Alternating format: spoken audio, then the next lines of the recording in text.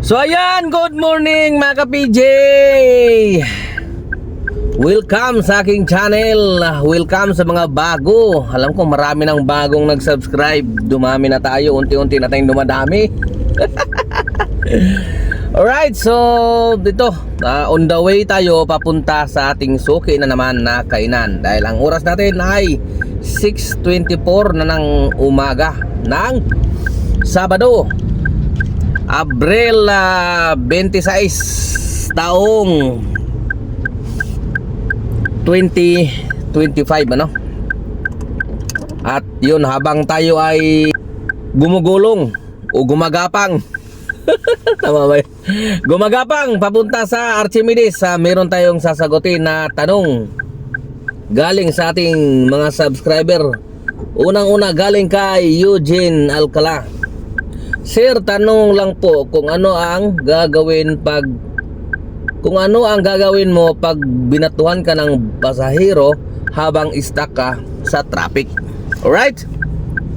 So ang unang-una mong gagawin, dahil sigurado naman dahil na-stuck ka nga sa traffic, matatagalan ka. Kung gusto mo talagang kunin yung pasahero, no?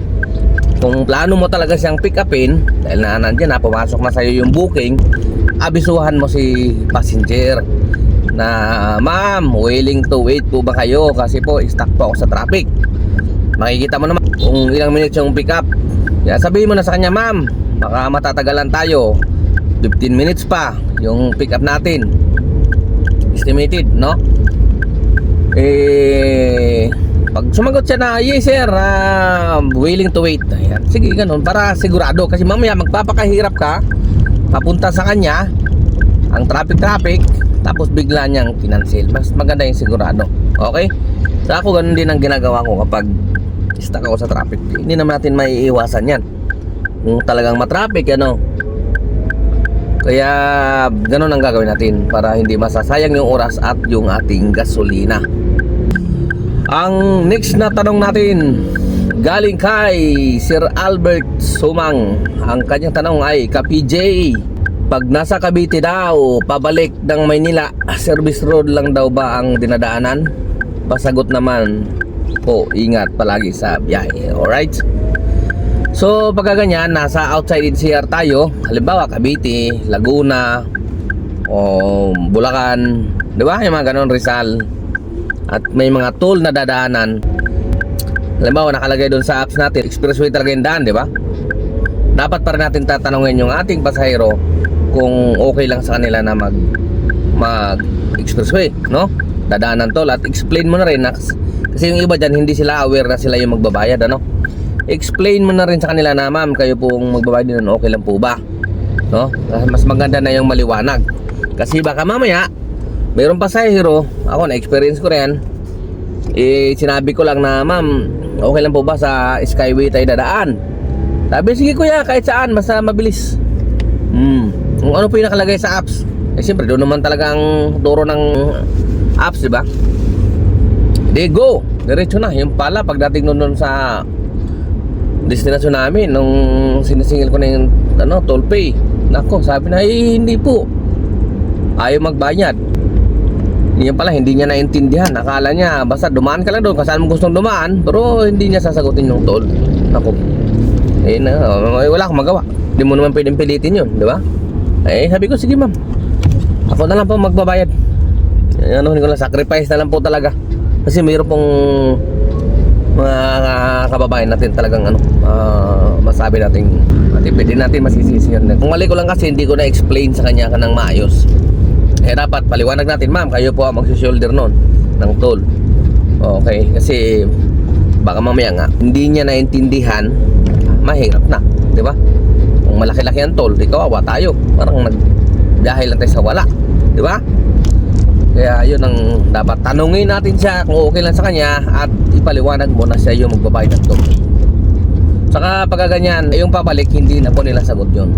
Okay, kasi pwede ka naman mag-service road pabalik, at kailangan mo talaga mag-service road pag pabalik ka na ng Maynila, dahil para makakuha ka ng pasahero pabalik. Hindi po pwede mag-expressway ka pabalik, wala ka makukuha ng pasahero. Kung nagmamadali ka at hindi mo naman kailangan kumuha ng pasahero, pwede rin para mas mabilis ka makabalik sa Maynila. Okay? Pero lamang pa rin yung mag-service road ka, marami yung pasahero doon. Katulad makapaghatid ka ng Laguna, doon ka sa Manila South Road, di ba?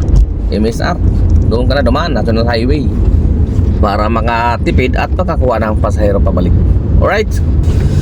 At ang sunod na tanong ay galing kay Del Marikit. Ang kanyang tanong ay, Idol, good day po. As lang po, paano po ba malalaman sa GrabMap kung dadaan sa toll yung drop-off ni passenger? Salamat, Lods. Ride safe po lagi, no? Ayan, tama-tama, magkasunod ang parehong tanong. Halos magkaparehas lang. Pero ito ang sa kanya, iba lang yung kanya dahil paano daw malalaman. So ituturo ko yan sa inyo kung paano malalaman dito sa ating apps kung ang pasahero nyo ay dadaan ng toll. Baka mamaya hindi nyo pa kabisa yung daan, di ba? Siyempre susunod-sunod lang kayo doon sa navigation ni Grab, no? So dadaan pala ng toll ay hindi nyo na-advise sa pasahero, tapos bigla na lang nandun na kayo sa Skyway, di ba? Kaya maganda, tingnan nyo na kagad sa apps kung dadaan ng toll para ma-explain nyo kagad, ma'am, dadaan po tayo ng toll, okay lang po ba? O, ganun. Kaya ito, dito nyo makikita yan, no? So yan, para malalaman mo kung dadaan ng expressway o Skyway yung ruta nyo, no? Eh, pagsakay pa lang ni passenger ay makikita nyo na yan. Sa waste na kayo, kunwari, ito ganito lang, ganyan, diba? Yan yung waste natin eh. Tayo ay nasa Makati at papunta tayo ng Alabang. So malamang, sigurado yan, dadaan talaga ng toll yan sa apps ni Grab, no? Pero tulad ng sinasabi ko, pwedeng tumanggi si passenger na dumaan sa expressway. Kasi nga, sasabihin niya, nagtitipid po ako at hindi naman po ako nagmamadali. Alright, so ganito lang gagawin natin. Pindutin natin ito nasa ibabaw, oh. Ganyan, oh. Pag nasa, ano na kayo, diba? Sa apps. Pindutin nyo lang nasa ibabaw na yan. Yan. Yan, titingnan nyo yung dadaanan, no? O, yun, no? Ang daan daw, galing dito sa Kalayaan Avenue sa Makati, tapos sa kaliwa sa Hilpuyat, yan, no? Diretso, Hilpuyat, tapos EDSA, Ayala Tunnel, yan. Yun, no? Yun yung susunod. O, dadaan daw sa Islix, o, no? Islix, exit, yun, no? O, diretso. Tapos exit sa, yun, Service Road. So, ibig sabihin yan, dadaan niya ng Islix. Yan, makikita nyo na kagad na dadaan siya ng Islix, ano? O pwede rin na nakalagay dyan Skyway, di ba? Dyan, lalabas dyan. Ayan, makikita nyo lahat ng dadaanan. Kaya dapat nyo nang titignan nyo muna bago kayo tumakbo. At pag nakita nyo na ang ruta nyo ay pa Skyway, ay sabihin nyo na kagad sa pasahero, kasi baka mamaya ayaw niya magbayad. Alright, ngayon, diretsuhin ko ng iyong tanong. Malamang may next na tanong dyan, okay? Paano naman ka, PJ, kung ayun nga, ayaw ng pasahero na mag Skyway o Expressway, di ba? Ano pong gagawin natin? Eh, hindi ko po kabisado yung daan. Umaasa lang ako sa navigation, no? So, ang gagawin mo lang ay pindutin nyo tong nasa ibaba, ganyan, no? Pindutin nyo yan. Tapos, pipindutin nyo yung itong araw na to, para makakapili kayo kung saan na lang dadaan. May option, kumbaga. Pindutin nyo itong araw, ayan, oh. Yan. Yan, merong option dyan nakalagay. Ayan yung option, oh. Oh, pwede raw na mag-service road. Pwedeng via Islix. Ayan, nakalagay, diba? Pwede rin via ng Dinoy Aquino, diba? Sukat Road yan, malamang dadaan. Ayun, tatlo ang option yan. Yeah, kung halimbawa ayaw niya ng ng expressway, pili na lang kayo dyan. Katulad nito, via service road daw, 54 minutes, 21 kilometers, no? Tapos itong isa, 53 minutes, no? 21 kilometers via Islix tapos service road.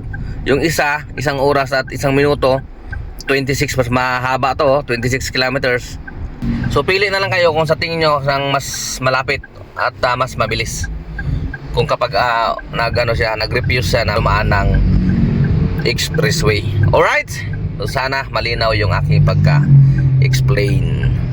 Okay, so tara, diretso na tayo sa aking suki sa Archimedes. Nandito na tayo sa GB Rizal, Makati, no? At tayo'y pakaliwa doon sa Chinorosis. Tapos pakanan na tayo doon sa Pablo Ocampo.